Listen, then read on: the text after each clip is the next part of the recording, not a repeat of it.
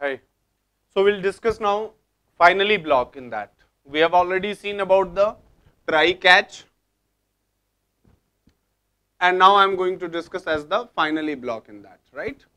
So what is the purpose of writing the finally block? First we will try to understand that what all things we are going to write inside the finally block. Some things like which I am writing, suppose. First of all, we will see that what all the different ways and what all the different options are there that we can write the finally block in that. Okay. So the first is, now I am writing first some of the options. It's try, some statement, catch, also something we are writing, right?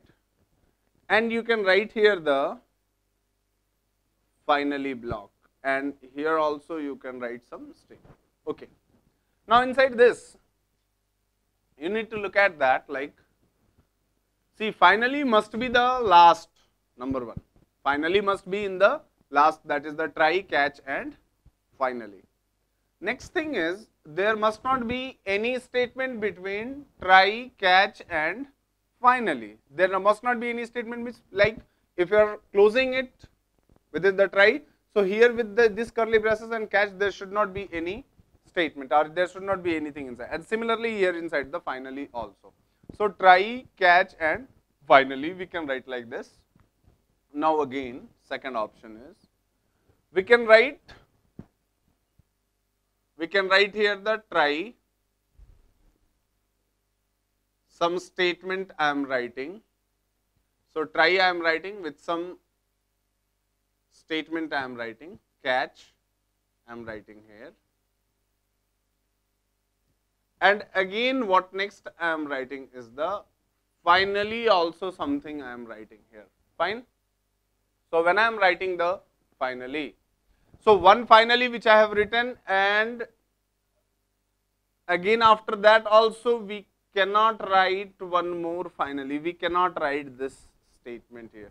So the maximum associated with a try and catch, we can write only one finally block, and the finally block which we are writing must be the last processing inside that, right? It must be processed in the last here.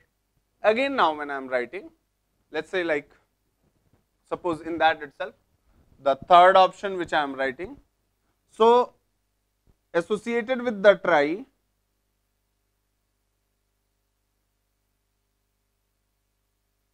associated with the try, we can write directly finally, no need to write here catch in between, directly we can write it out. There is no problem at all in that by writing like this. Similarly, next one is the fourth one which I am writing inside this, like, see here first, and we are writing here the try,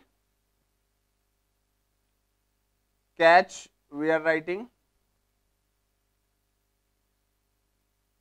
and inside the catch or try both, where we can write the try, catch, and lastly we can write here the finally. That also we can write here, means inside the try catch also we can write it here, fine. Now what is the purpose of writing the finally? The purpose of writing the finally is that things which we are enclosing inside the finally, the statement which you are writing inside the finally, that must be processed. This statement which is available here in the finally block, that must be, this statement must be processed at any cost. This must be, or this will be processed at any cost. Why? If anything happened, if any exception occurred, not occurred, what happens mainly? I'll just rub it out now. So what is happening here, that if you are writing any statement inside that, let's say,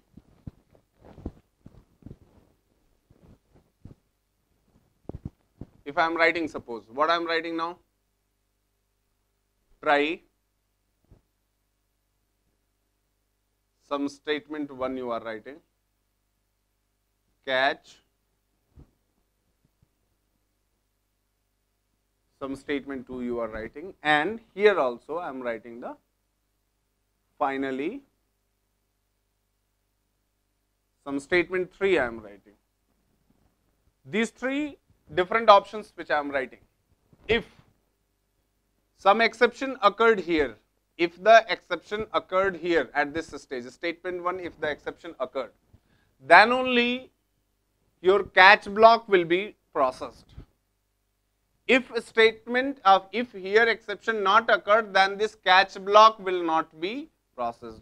If exception occurred, then this catch block is going to be processed.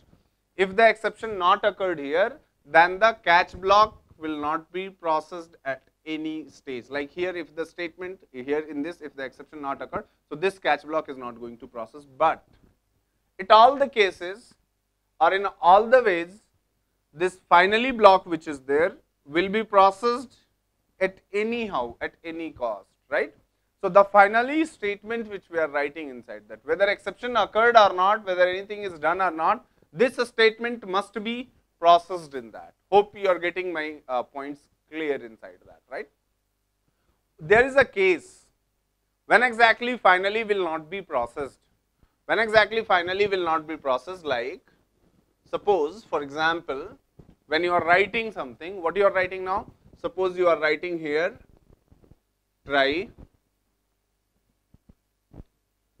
catch, finally you are writing, and suppose here itself system dot exit is encountered here. If the system dot exit is encountered, so it is used to terminate the JVM, and it is used to terminate the JVM normally or abnormally. We will see what is the normal termination, what is the abnormal termination. So it is used to terminate the JVM normally and abnormally. So when this is encountered, then finally will not be processed. This is only the case when finally will not be processed, right? So there is one interesting thing inside that. I'll explain. I hope now you are getting good idea about this, like what exactly is happening inside that, right? So in that now, next one, what I am writing here is,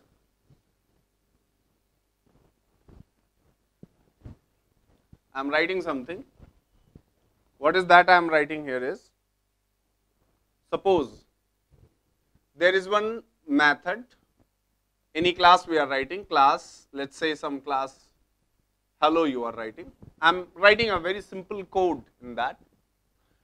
In this now, int of, suppose m11 method you are writing, very simple I am writing here, int of m1 method which we are writing in this. When I am writing int of m1 method here, say for example, here one statement I am writing int of I is equal to 10 divided by, let's say 0 you are writing. Here some exception will occur. So I am trying to handle this exception by writing try and suppose here I am writing catch, here I am writing something.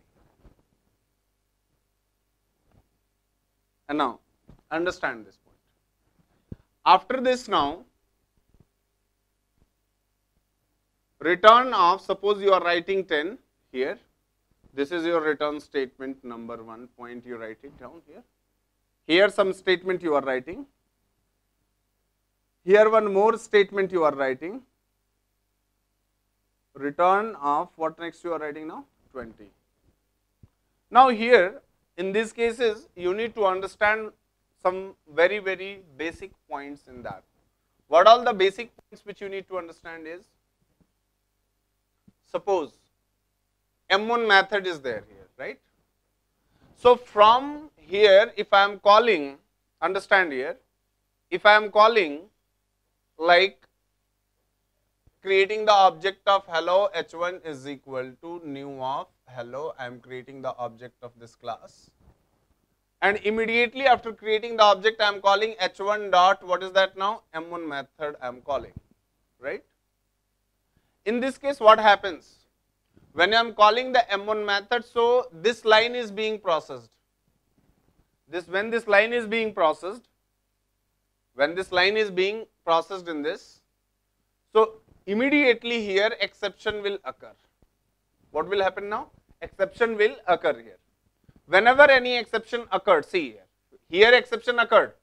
So it is not going for this return statement. This return statement will not be processed. So if here exception occurred, immediately your control will be transferred to the catch block. If any sort of exception occurred at this line, so immediately exception will be, or control will be transferred to the catch block. Right, when this control is being transferred to the catch block, so here if some exception occurred, your control is being transferred to the which one now? Catch block. Okay, well, after the catch block, other statements are going to be processed in a normal manner.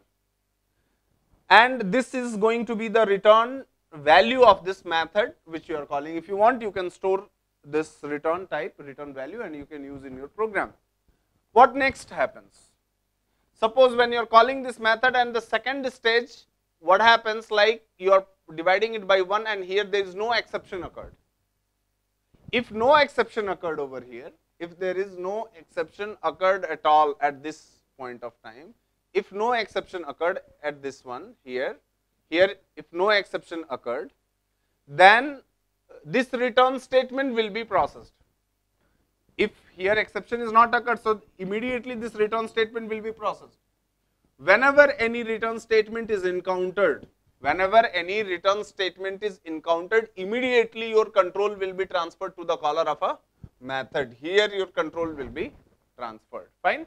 Whenever your control is being transferred, so what happens, maybe after the catch block you have written some important statements, maybe some database closing connections, some resource closing connections which you have written.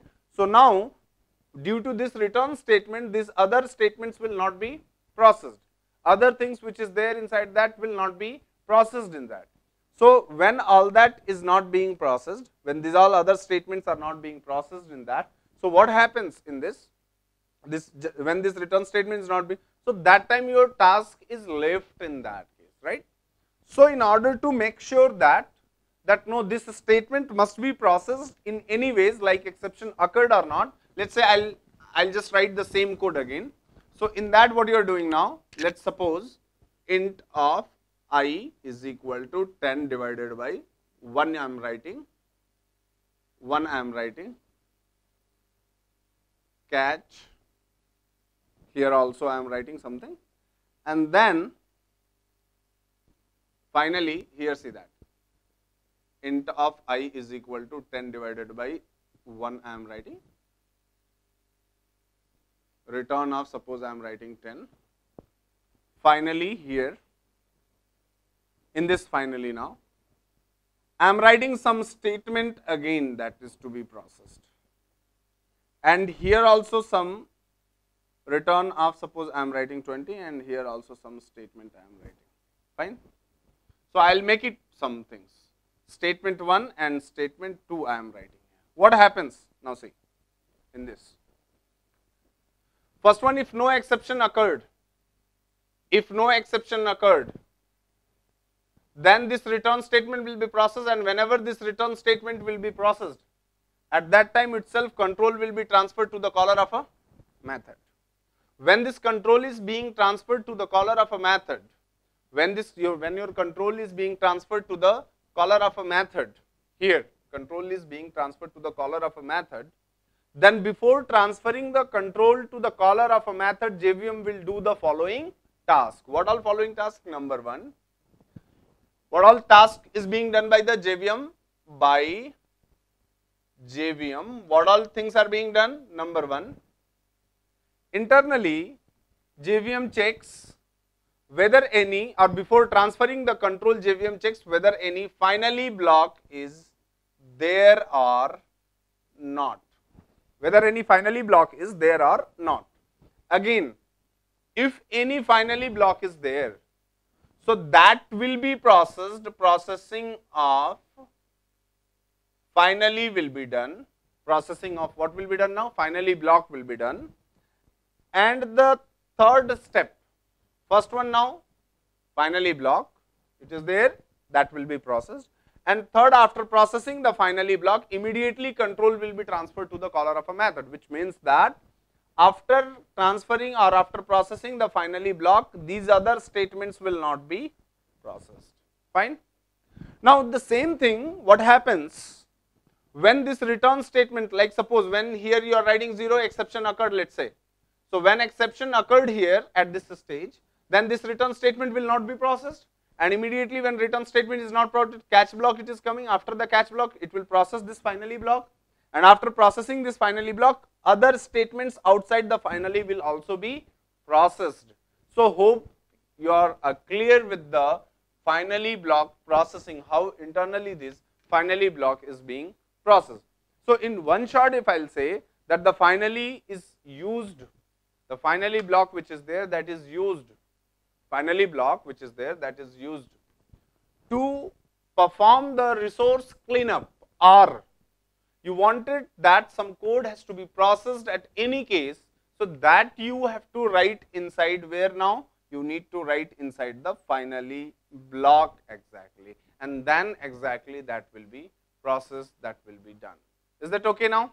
So hope you are having the good idea with all that, and then it is going to be processed in this manner. I'll do one thing, I'll write one small example about the finally block, how it is being processed and what all other tasks are being done for the finally, that you need to understand.